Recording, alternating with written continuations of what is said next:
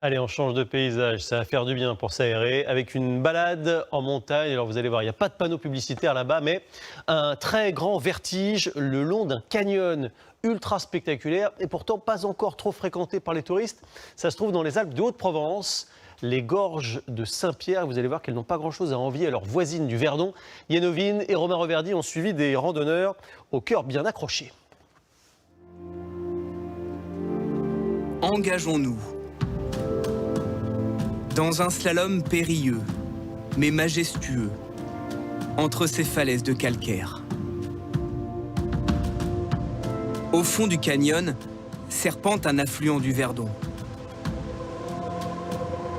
Il s'appelle le Saint-Pierre, comme le nom de cette chapelle qui trône à l'entrée des gorges. Elle permettait aux personnes, justement, de prier Saint-Pierre pour que la prochaine crue ne soit pas dévastatrice ou meurtrière. Elle aurait été construite par des moines au XIIIe siècle. C'est le point de départ de la randonnée. Vous allez marcher tranquille, il faudra peut-être que tu gardes ton chien en laisse. Et on en a pour 2h30. Allez. Au programme, 600 mètres de dénivelé. Au bout de quelques pas déjà, il faut appréhender le vide. De l'autre côté de la rive, manifestement ces chamois sont plus à l'aise. De les voir complètement en liberté. Courir comme ça dans une pente, c'était vraiment très impressionnant, si près. On l'a vu dans des endroits où le prédateur ne viendra pas le chercher. Il a un petit peu d'eau, il a de quoi manger. On est au fond des gorges et c'est pratiquement là où il se trouve le mieux. Pierre Ferry venait ici enfant. Pour lui comme pour nous, voici l'endroit le plus impressionnant. Près de 200 mètres de hauteur. Le bruit de l'eau se mêle à celui des pierres. Un site si calme et encore peu fréquenté. La solitude ne me gêne pas en randonnée. Ouais. Mais c'est vrai qu'ici, c'est le plus beau coin de la région. Ce sentier a été construit dans la roche il y a 150 ans pour permettre aux hommes d'acheminer jusqu'au bout des gorges des petits mélèzes, des petits épicéas dans une vaste campagne de reboisement.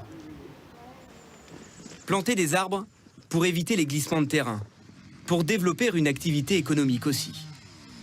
D'ailleurs, en montant dans la forêt, tout à coup, la montagne est un peu moins silencieuse. On est dans une vallée ici où avant il y avait beaucoup de scieries. Bon, maintenant il n'y en a plus que 2. Mais donc ils avaient pour idée de planter ce bois et de l'exploiter. Bon ben voilà, ça se fait. Et ici c'est un passage tous les 20 à 30 ans. Ces bûcherons interviennent sur une petite zone. Et pendant quelques jours seulement, c'est très réglementé. 10 000 espèces animales et végétales vivent ici. Oh, qu'il est beau. Pour le plus grand plaisir de notre groupe de randonneurs. C'est des lactaires délicieux ou lactaires sanguins. On les reconnaît parce que quand on casse la chair, voilà, ils deviennent vraiment sanguins. Bénédicte Éluin est accompagnatrice en montagne. Évidemment. Avec son mari, elle a repris il y a 6 mois ce refuge à 1867 mètres d'altitude. On bénéficie de cette particularité d'être un petit peu caché dans les bois et en même temps d'être quand même en altitude.